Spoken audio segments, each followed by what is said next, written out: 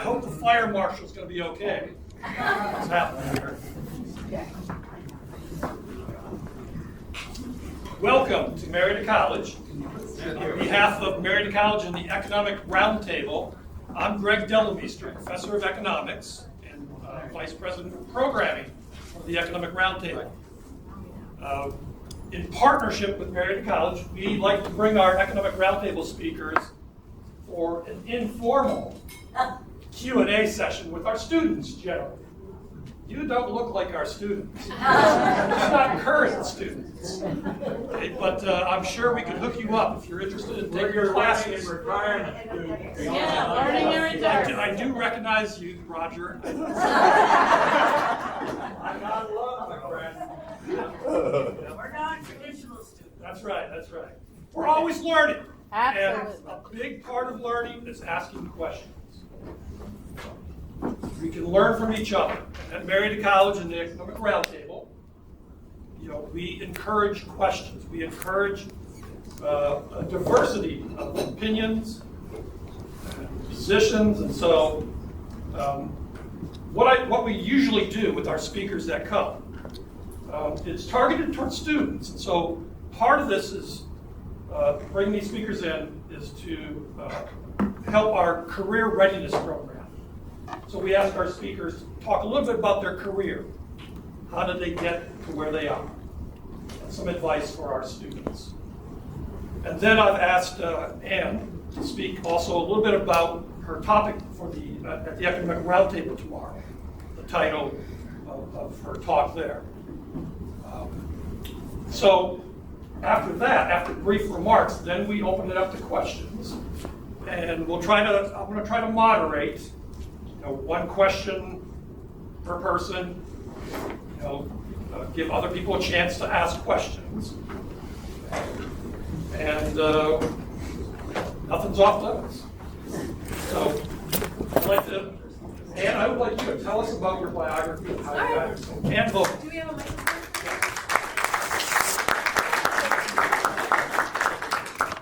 Thank you. Yeah. Not on yet. Bit of a low talker at the bottom, but now? How's that? Anything now? No. Oh, yeah.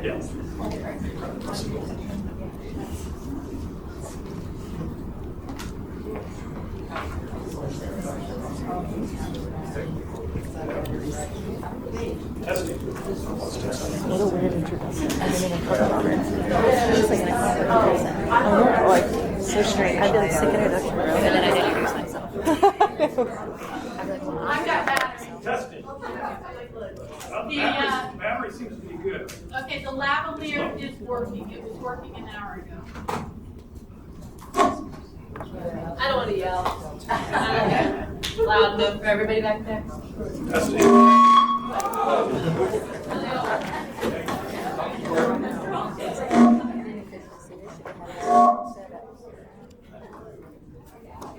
think they're nervous. Horrible.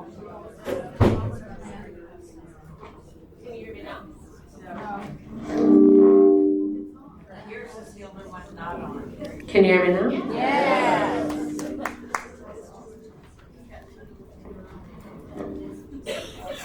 Okay, great. Thanks, Greg. Well, hi. Happy Monday. What a pleasure to be here. It is a real honor to be invited. I've seen the list of some of your former speakers, and I feel very honored to be invited. I am Anne Vogel. I am the Regional Administrator for EPA Region 5. Region 5 is headquartered in Chicago, which is where I live now. It is the states of Ohio, Indiana, Illinois, Michigan, Wisconsin, and Minnesota. So 6 states, the Great Lakes states, are what I cover in Region 5. And how did I get here? Now I feel like I'm way too loud, huh? No, you're fine. Okay, No. I'm not gonna worry about it. Okay. So I most recently was director of the Ohio EPA. So you might know me from that. I was here quite a lot with Governor DeWine. I had the privilege of working with the governor for 6 years. His first term as policy director, and then the last 2 years as the director of the Ohio EPA. My path to that job was a little bit interesting. I worked for 10 years at American Electric Power, which is a large utility headquartered in Columbus. I did a number of things there, including practice law. I was part of the legal department. I did some work on the power generation side. I did some work on the electric transmission side. And then for 2 years, I was in Washington, D.C. in their Office of Government Relations.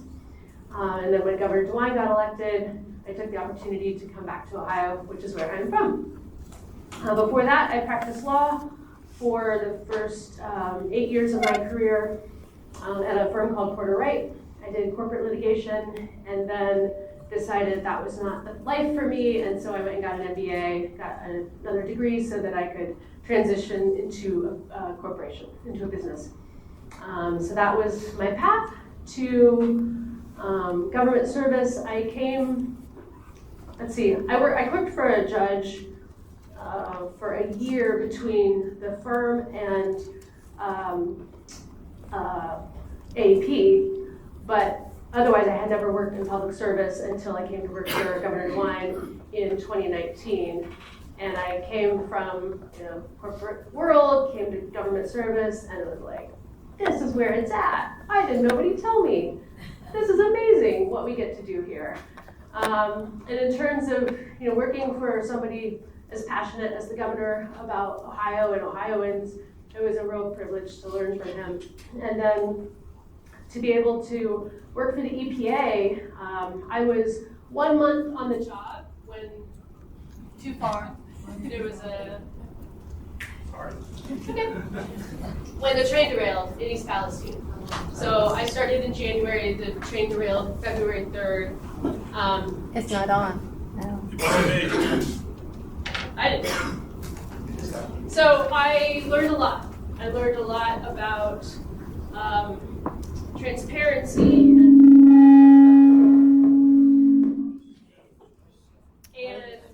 what it takes.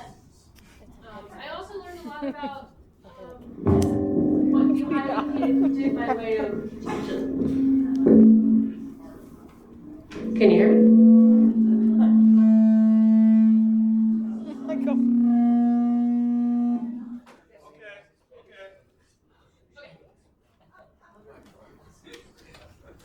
So I learned a lot about the programming. I learned a lot about how the state and the federal government work together, particularly in an emergency response, but then ongoing.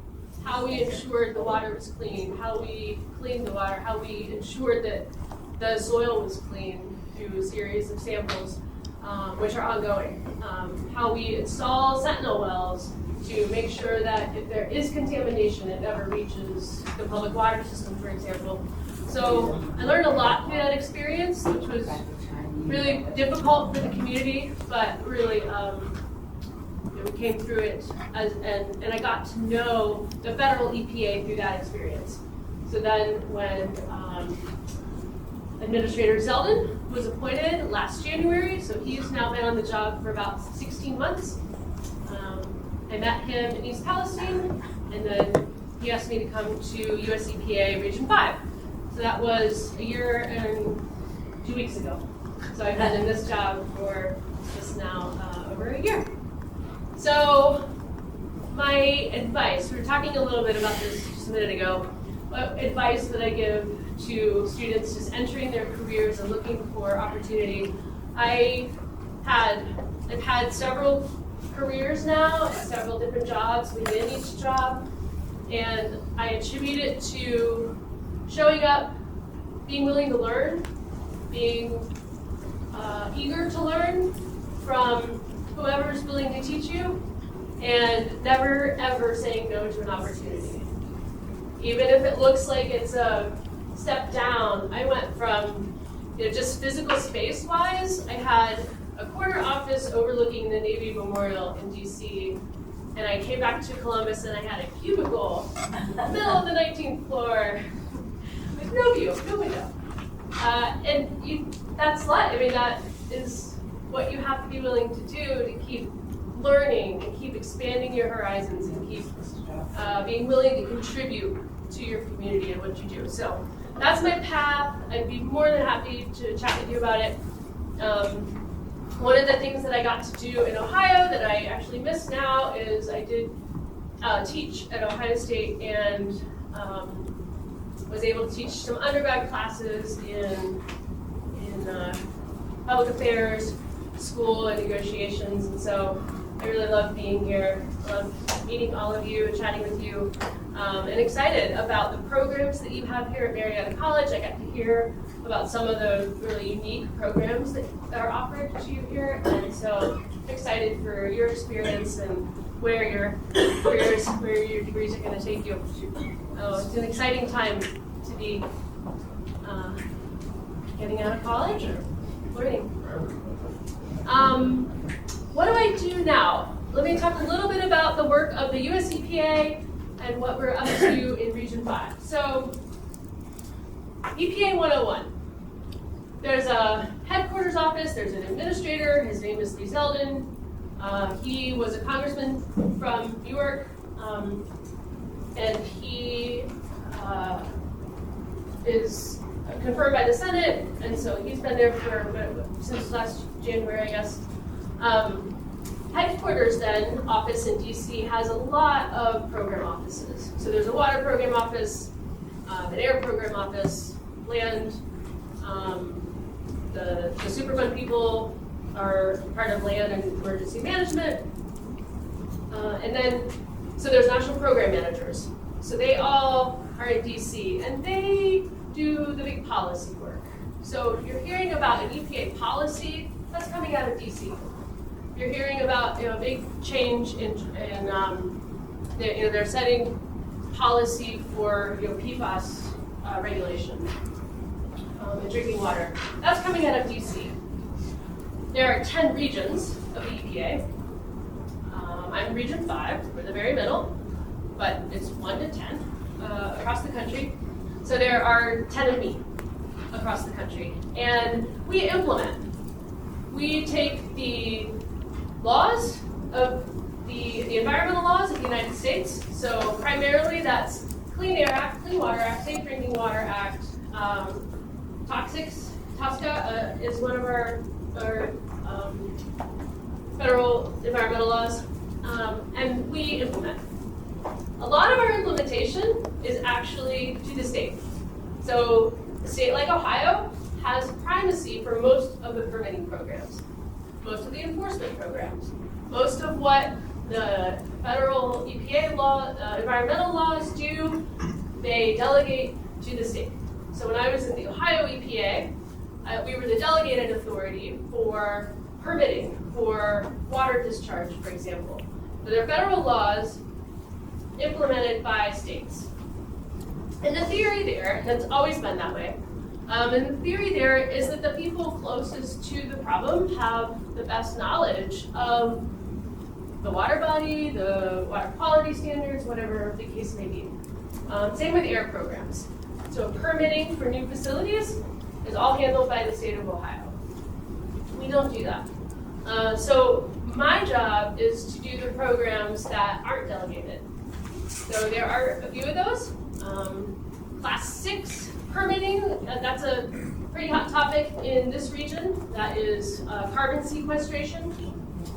That is a program that has not been delegated to any of the states in Region 6, so we do that. We, of course, have our own enforcement program. We have inspectors that go out and inspect all regulated entities, and then we do enforcement cases when appropriate. So that's kind of the day-to-day work of a region, very implementation focused. We have a water division, an air division, we have Office of Enforcement and Compliance, and we have lawyers. Yeah, those are the big ones. So that's kind of the breakdown of how the federal EPA operates day to day. So tomorrow, I am talking to the roundtable. I think it's It's a great time to be here in the Valley talking about opportunity. There's a really, it's exciting for me to be able to be working at the Environmental Protection Agency and seeing and recognizing the environmental accomplishments that communities have made, that states have made, that the country has made, and recognize that we are able to build manufacturing, to build things now, and we can do it without leaving the next generation a brownfield site or a Superfund site or increasing emissions, because we have the technology to enable that. And so that is a critically important piece of what we do, is to make sure that we follow the law, that we're implementing the laws of the United States, but not creating unnecessary burdens or undue barriers for the manufacture of the things that we all need to survive and live in our country. So it's a great job. I love it. Be happy to answer any questions about what it is I do or how I got to this point or why I'm here. With that, I'll take questions. All right. Go for it. Did you want students to go first? I do. I would prefer students to give them the first crack at it. Yeah. Moving right along. Rockport. No. What's the most difficult part of like what you do in like your day-to-day job? Couldn't hear him. What's the most difficult part of the job?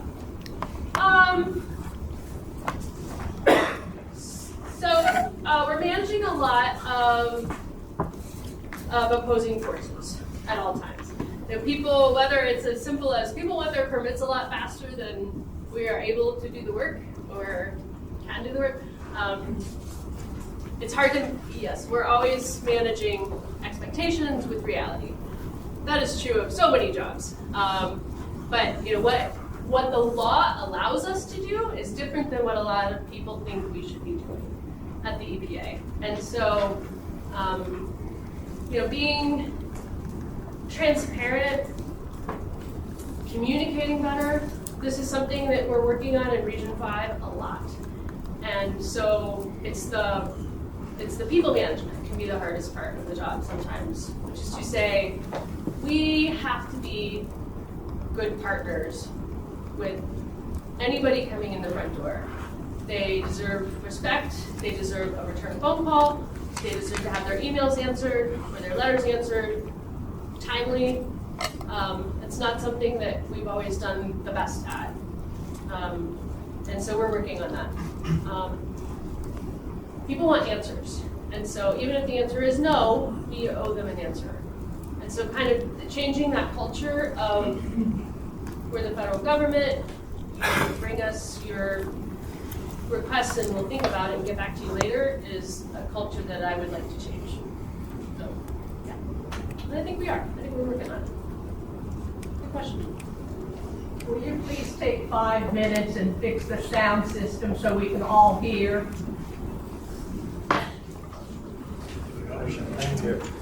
Definitely not the traditional students, are we? Take 5 minutes.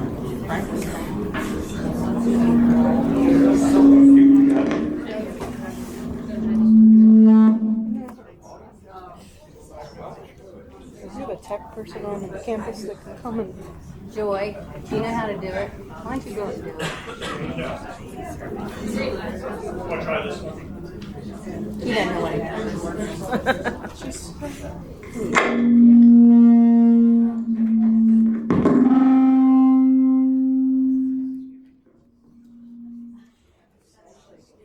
That hurts my ear. Okay. All right. Yes? Better. Okay. Yeah. Do y'all like cover like nationwide, or is it just like more like so like West Virginia and Ohio?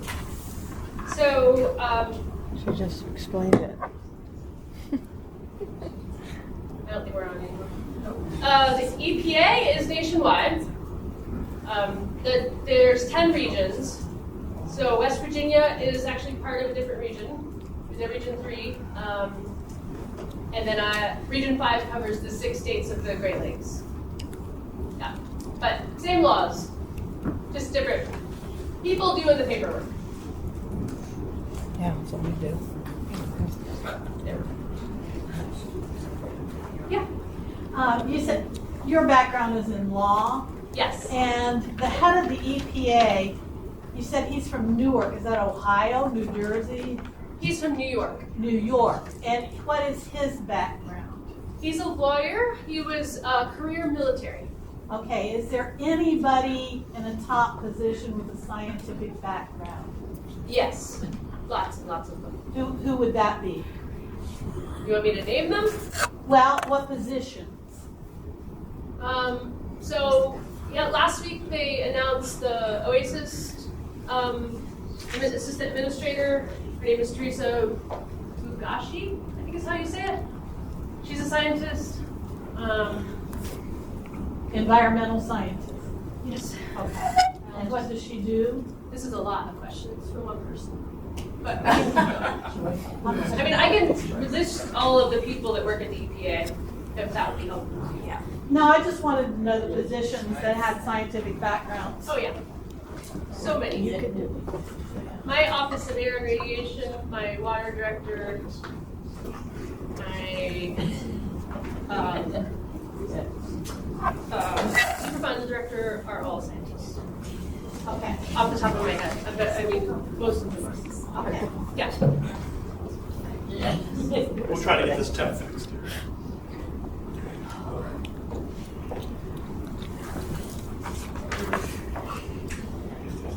What are some of the big environmental challenges facing EPA Region 5 right now? So we have the Great Repeat Lakes. the question, we can't hear. What are some of the environmental challenges facing Region 5? Thank you. The Great Lakes are near and dear to my heart.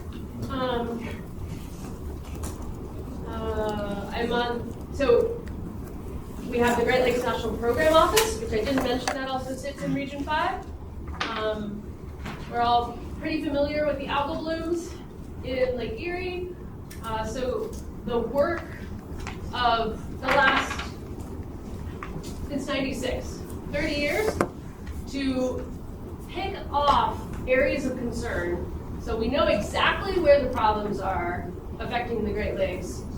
And the work of the last 30 years has been to remediate those one at a time. So it's pretty exciting to see the improvements that have been made, but it's still a huge challenge to protect the Great Lakes.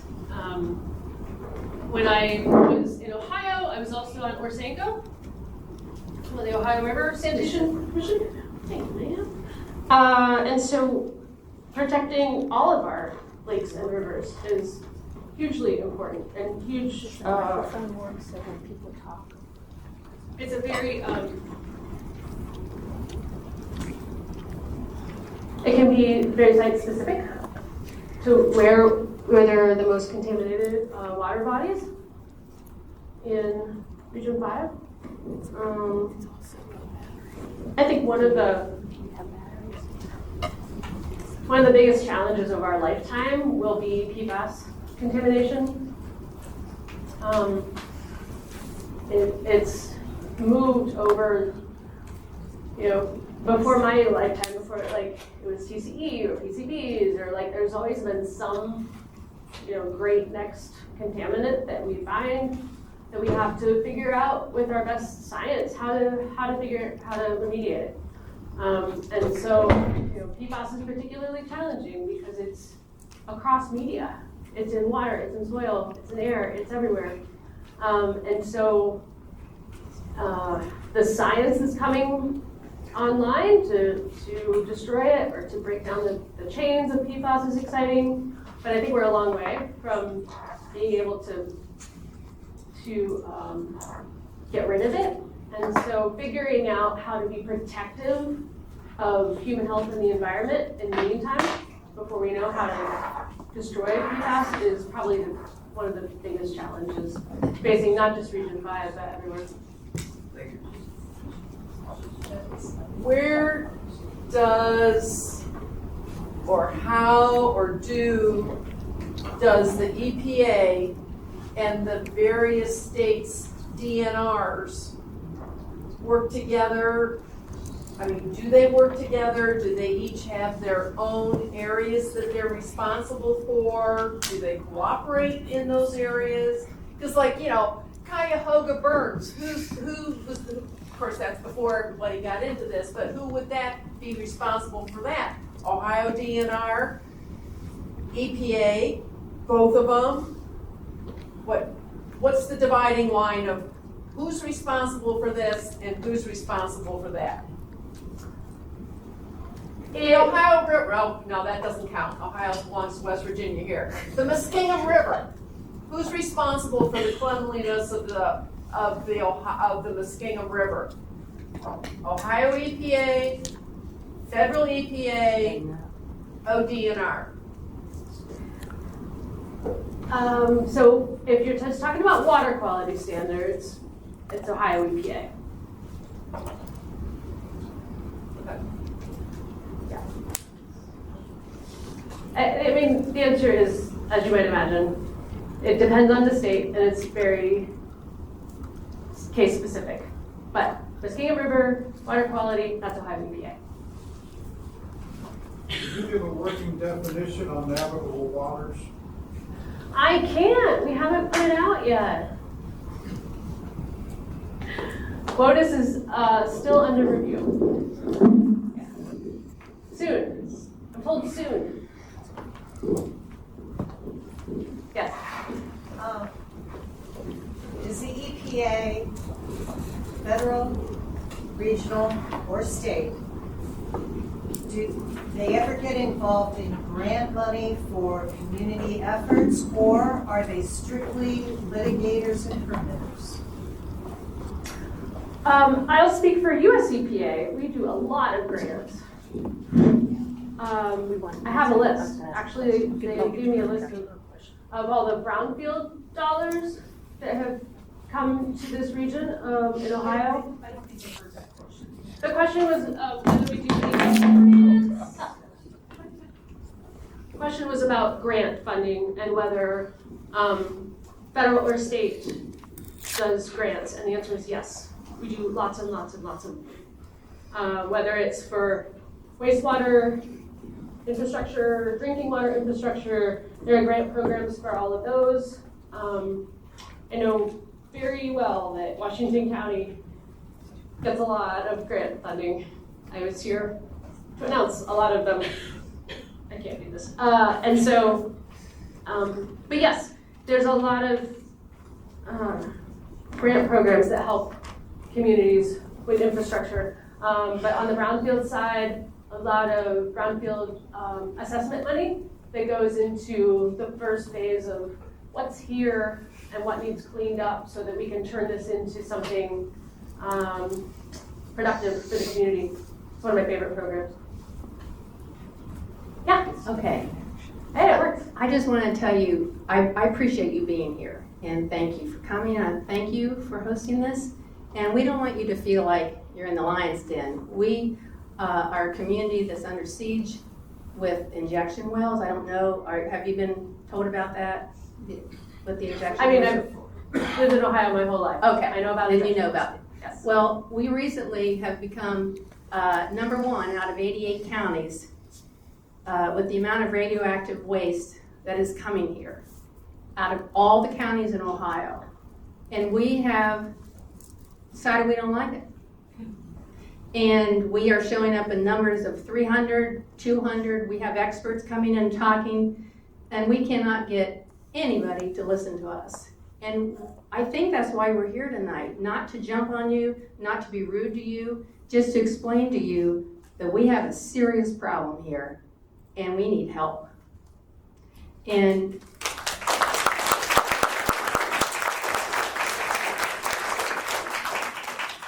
we have had 9 entities, 5 water authorities, 2 townships, a village, the city of Marietta. We have all done moratoriums, and those moratoriums just ask for a 3-year stop of injection wells. We have asked for 3 years of not bringing in brine waste from out of state, which is about 50%. And we've asked for someone who is not partial to come in and evaluate what is going on in this area that we have so many injection wells that are failing. And they're failing in traditional wells, and they're failing up to 5 miles in migration. We presently have 4 Class 2 injection wells that are within 2 miles of our aquifers. And we have 2 more that have been permitted, and a Class 1 injection well is under review with the Ohio EPA. That would mean that there are 7 injection wells within 2 miles of our water aquifers. We don't want gas and oil to go away. We understand it's brought a lot of people business, and we have a lot of family members that are involved with it. We understand we need to live with each other, but we want a common sense approach to what is happening, and it's not happening in a common sense way. Now, here's my question. Can you understand the exasperation and the concern we are feeling about our land, about our drinking water, and the lack of support we have seen from our elected officials? None of the 3 county commissioners would sign our moratorium. The state rep, Kevin Ritter, would not sign our moratorium. Brian Chavez, our state senator, would not sign our moratorium. The governor was sent 2 different times moratoriums from groups of people from our entities of our water authorities and our city council, and he sent an underling down to take them. There's been no response from him, and there's been no response from any of the people that are at, what are they called? People that are elected up there. All the represent the legislatures. So we need your help, and I don't know if you can help us, but we want you to know about us. We want to know if you would support the idea of stopping for 3 years and seeing what's going on here. We need help to know how to move forward with a partnership with the oil and gas industry to live peacefully and safely in our beloved county. Then, and only then, the Midwest can be considered having the great American comeback, when citizens who live in the communities have a seat at the table and can choose what they want, which is simply that their voices be heard, respected, and common sense being used when taking care of our environment and the inalienable right to have safe drinking water for all and for future generations. Thank you.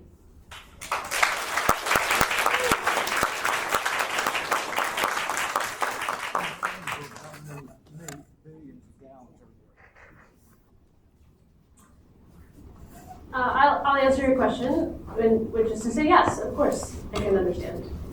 And I very much appreciate the passion and the informed presence that's here. I know your work, I've read your work. I was familiar with the group from being in Ohio too. So I'm grateful that you care so much about our natural resources in Ohio. I am appreciative that a lack of response and a lack of transparency is particularly can be frustrating. And so I'm sorry to hear that that's happening. I do think we share a lot of the same goals in terms of protection of drinking water sources. That is the #1 goal of the EPA. Safe Drinking Water Act. We protect drinking water sources. So I think a careful exchange of data around what injection wells are, how they operate, is what everyone deserves. And if there's data that shows that there are failures, they are unsafe practices, then I would like to hear it. I haven't, so I can't speak to it. So I think that my folks have reached out to Earth Justice. I don't know who all groups are in the room, But my understanding is that we have offered to meet with anybody who wants to come in and. Well, we'd like to do that, and there have been 7 failures in southeastern Ohio. And that's why we want to have someone to come in to see what's going on with our land that we are having all these failures. And it's unprecedented. It always seems to be in southeastern Ohio. And I would like, and I think we all would like very much, to talk with you and meet with you. I'm just a concerned citizen. I am on the committee with Safe Drinking Water for Washington County. But, you know, I don't understand why we can't work together. We have invited all these people to come to all these different things that we've had, and no one comes except the people that are concerned about their water. So I really appreciate you saying that you would like to hear about it, because we could give you some information. Maybe you could help us, and that's all we're asking for. Thank you. Of course. Yeah, I mean, I laid it out earlier. The state is the delegated authority for a lot of the programs. And so it is their permitting program, but. Tina, did you have a question back there? Always happy to back here. About 4 years after the Redbird injection well in Vincent, Ohio, started migrating because the injection well water is put into the ground at almost the same pressure as the fracking process. The water started coming up through our oil wells from the 1930s, 40s, and 50s. 21 of us from the Marietta Rowing and Cycling Club were in 20 boats, canoes, and kayaks 2 weeks before we learned that the brine, the radiation was coming up into Vito Lake, where we regularly go for recreation and other things. So there was a meeting then at Porterville Baptist Church, and a friend of ours from church who is, I think, now in assisted living, she asked a very basic question of the Ohio DNR. It has never been answered that I am aware of. Is what have you determined is the capacity of Washington County that already has 3 to 5 billion gallons from the 17 injection wells since the beginning of this? What is the capacity for our county? I think it's the 4th largest geographically in Ohio. How much can we hold here?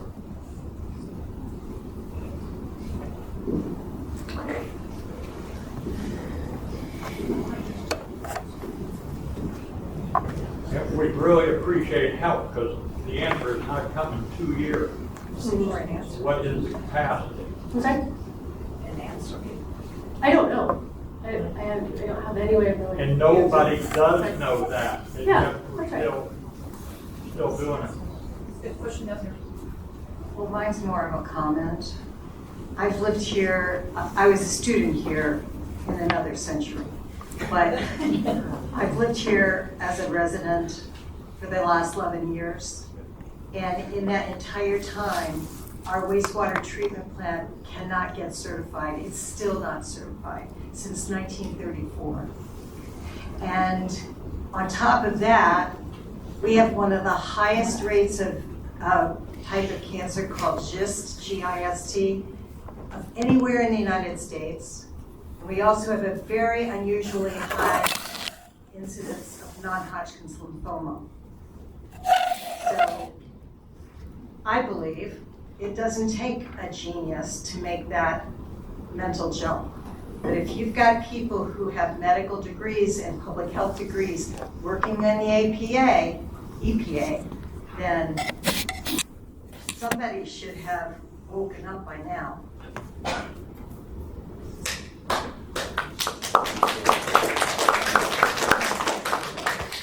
So remember, this is a Q&A, so please frame your questions here. You got a Q? All right, I've got a microphone. Okay. Hi. My question is, could you tell us something about the process for revoking primacy? Yes, Could you tell us something about the process for revoking a state's primacy? Thank you. Sure. The process is, so the law requires that a state's regulatory regime, that their rules are at least as stringent as the federal laws. So they have to demonstrate, the state program has to demonstrate that they are able to fulfill the requirements of the federal law. And if they can't or aren't or don't, primacy can be revoked. That is not more complicated than that. How? So the region has the authority to ask for all the documents and all of the, it's kind of litigation process, right? We ask interrogatories, we ask a lot of questions, we do an official document request and list of questions that asks the state to produce their inspection records, produce their enforcement records, whatever the case may be, produce their data that went into a permit, for example. So produce all the documents that you have to show that you are running the program safely and effectively. That's how it works. And then we take the documents and we review them and we talk to the state and meet with the state and get our questions answered. Who starts it?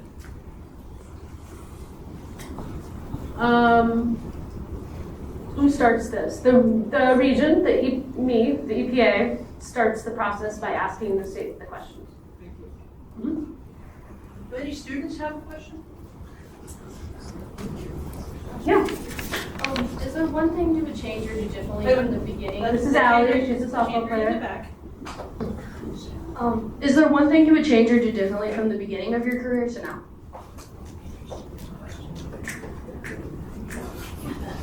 That's a great question. I would have skipped DC for sure.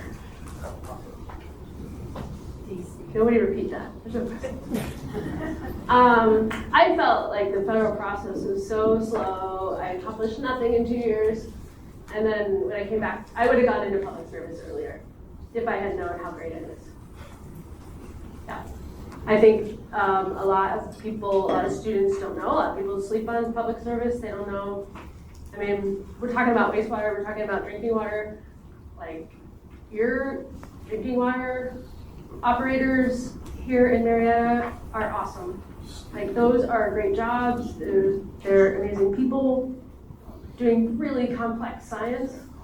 And people don't think about these as career jobs for some reason. We have no operators. They're all like former military that are retiring and they're out. And so we have a complete lack of operators in the system. That's not the question you asked, but taking the opportunity to recruit for qualified, certified operators. Yeah, I would have gone into public service earlier. Question back here. Director, are you a director? Is that Director Ian Vogel? Or administrative? My current title is regional administrator. Regional You can call me administrator. Ann. Okay, Ian. Yeah. I'm Jay Huck, and I'm a local resident, been born here, and a township trustee, also a water operator for Putnam Water. Woo-hoo. And so, yeah, these students, they're getting a taste of what you're doing.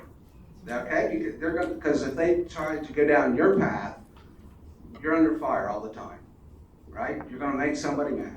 But anyhow, I want to say this about Putnam Water has received federal grants from the and it's through the federal EPA that gets administrated through the Ohio EPA. So the Ohio EPA has kind of been our friend, okay, if you would say that. And we have some projects, the Putnam Water, to mitigate the PFAS out of our water. And water line extensions, and a lot of that's going on in our region. And some of it's coming from the emerging contaminant money. So my concern is that when I read all this stuff, that we're rolling back regulations on things like PFAS that have been around for years, and we're moving the ball down the road for PFAS. But we also, as Dee spoke too, about injection wells. And I know that's, it's, You're getting to your question. and my question is, do you see the federal EPA rolling back grants for PFAS? No. No, I don't know. And we haven't rolled back regulations for PFAS either. No. Okay. But some of them. MCLs are still in place for drinking water, and just last week I saw a $30 million grant for small systems that we know are not meeting the MCL. So there is money, there's technical assistance, there. You don't see that being reduced? No. Okay. Just came out. Got another one right here. And for the record, I do not feel under attack. It's totally fine. I am more than happy to be here and answer questions. Yeah. Okay, so my name is Addie Heath. I'm a junior here. And to go off Allie's question, you spoke about working in multiple types of jobs. What were the transitions like, and how would you recommend to students about to go through a transition what to do and how to prepare yourself? Oh, such a good question. Every single job I've had, the first month, I'm like, what did I do? This is a terrible idea. I don't know what I'm doing.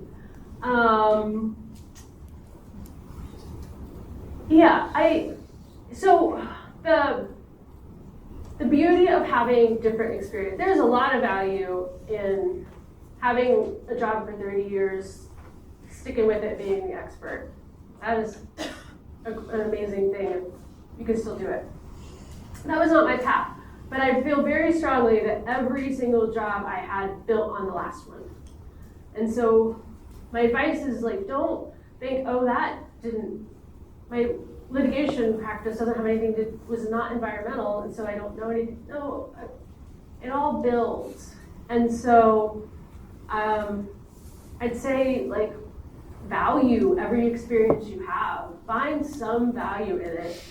Whatever your first job is going to lead to your second job. You're going to use the skills you learned, even if you don't know it, in the next job. And have faith in that, even if you can't see it, that you are building skills, you are learning. And then my second piece of advice is just don't be afraid to talk to people. Like, ask questions. Show up in person and ask questions. That is how I learned every job I had.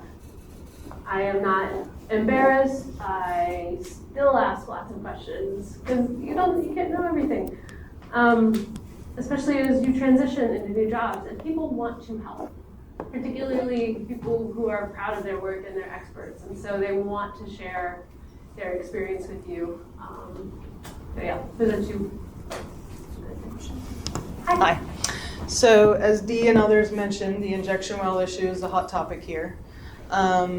Ultimately, our concern is safe drinking water for the future. We have all the injection wells so close to the aquifer. Injection wells are starting to contaminate water sources in Oklahoma and Texas, where they have a lot more of the waste. And we're concerned that ultimately that could happen here. So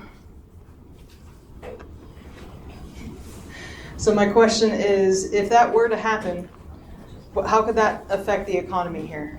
And what would that look like for the economy, and what would happen if it were to get into our water? Yeah, it's a good question. I suspect you know better than I do about the economy and what it would be at risk.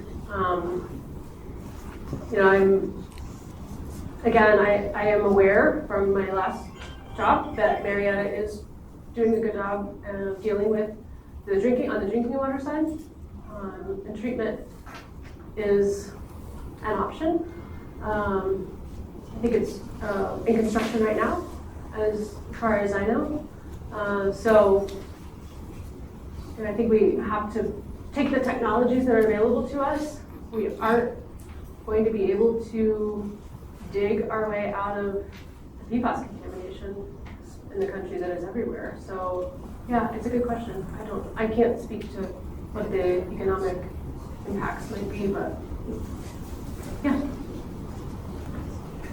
Thank you. I wanted to go back to the questions that the young man asked early on about the biggest challenges that you see right now.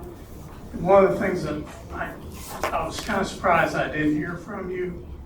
I mean, I heard carbon sequestration, which I hope you don't support because it's unproven, but I'm not going to go down that road. But the data center issue you didn't mention. That kind of surprises me. Is that not a hot topic for you? So data centers are almost 100% local. The federal government doesn't have any say in where they go, how they're permitted. So I'm aware of the issue, of course, that, you know, there are a lot of them, particularly in Ohio, but the state of Ohio does the air permitting and the water permitting.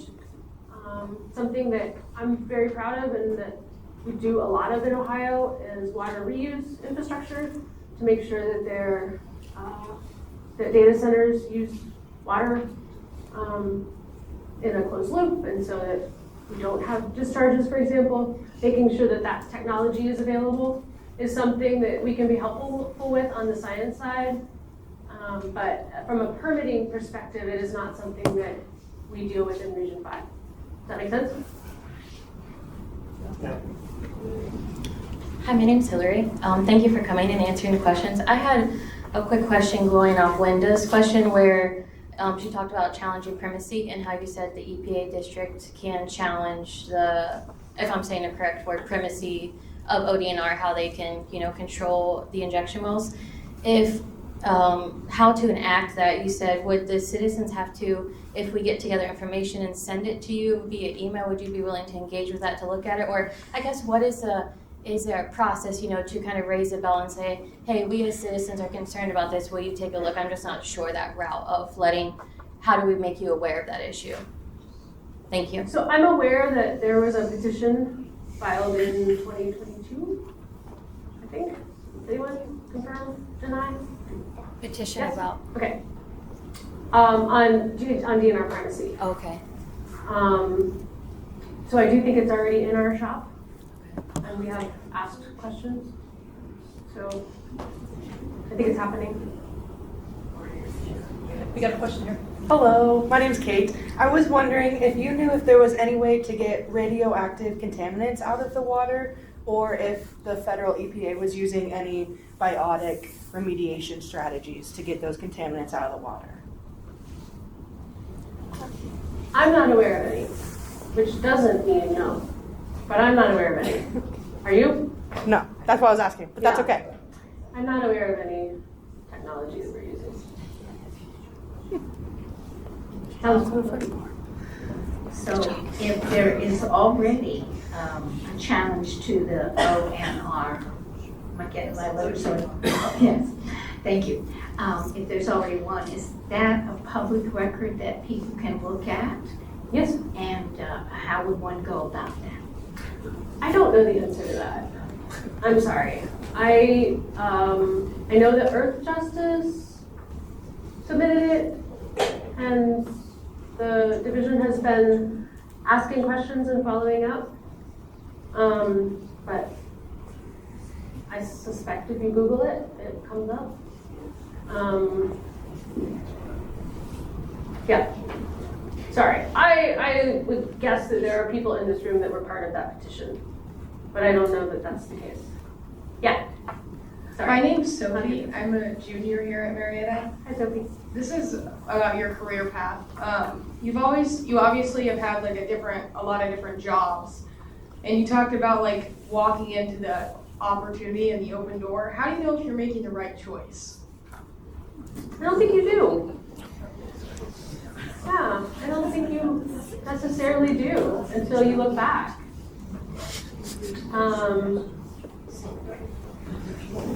Yeah, there are obviously some indicators, right? Are you working with toxic people? Don't do that. Are you making a difference? Do that. Oh, sorry. I just assumed. Do you like what you do? Do that. Yeah, I believe. Don't hear me say go be miserable. Go do something you aren't good at and hate. Never. But what I'm suggesting in terms of opportunity is, just because you might not think you're qualified, or you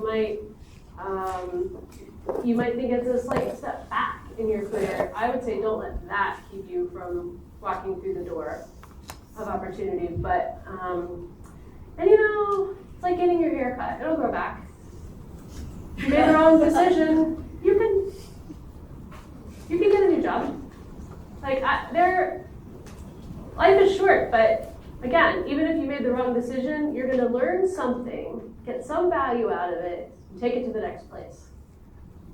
And then 30 years from now, you'll look back and say, oh, I shouldn't have done that. Just to follow up on what Sophie asked, I'm Jim Morrell, a faculty member here. When you look back on your career, how many changes did you make where the door was open for you and you walked through it, rather than you initiated it? Oh, that's a good question.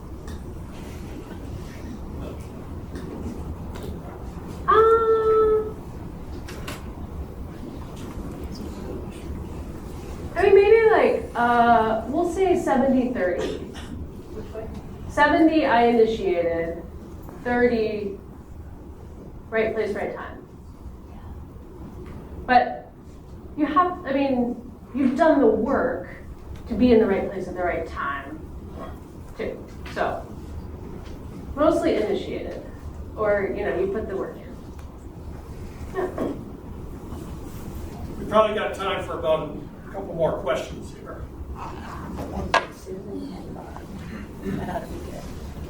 I'm curious, how long have you been, you've already told us how long you're in your current position, but how long will you be in your position? Do you know, is there a timeline? Oh, it's 4 years at the most. So, how would the EPA get involved in regulating data centers? How would that come about?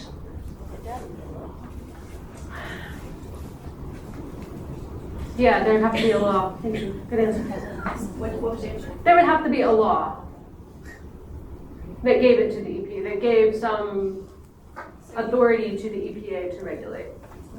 You mentioned that you're involved with the carbon sequestration, that's not, that has nothing to do with Ohio EPA, that's a federal EPA project? Correct. So that couldn't ever happen with data centers, that you would be involved in that in any way?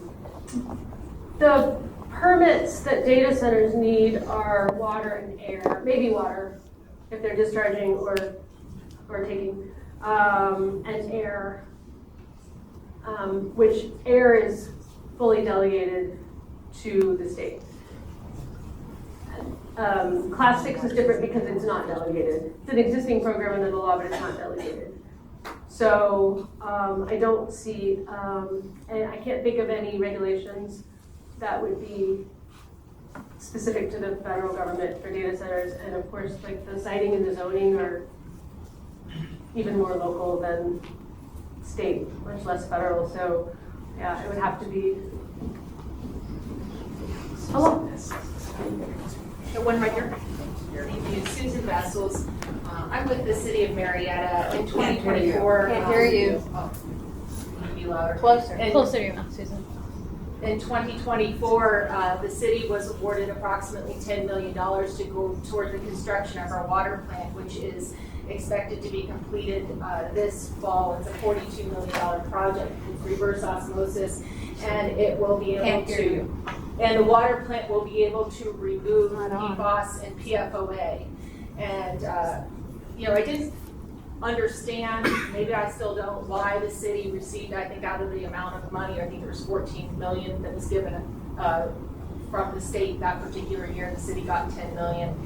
I think I started to understand maybe a little bit more when we learned about injection wells, and the number of injection wells that are currently permitted just outside the city, and the pending injection well permits. I was advised that your talk was on the economy, so I'll focus my question on the economy. Would it be bad for our local economy if forever chemicals commonly found in frac fluid stabilization chemicals were to be found in an aquifer located about 4,000 feet from an active Class B injection well?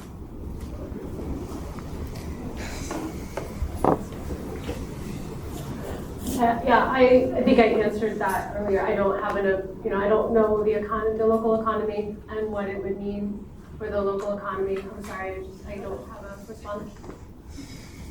Greg, you'd said a couple, we had three or four. Yeah. Ladies and gentlemen, thank you very much for coming here tonight. This was a great turnout.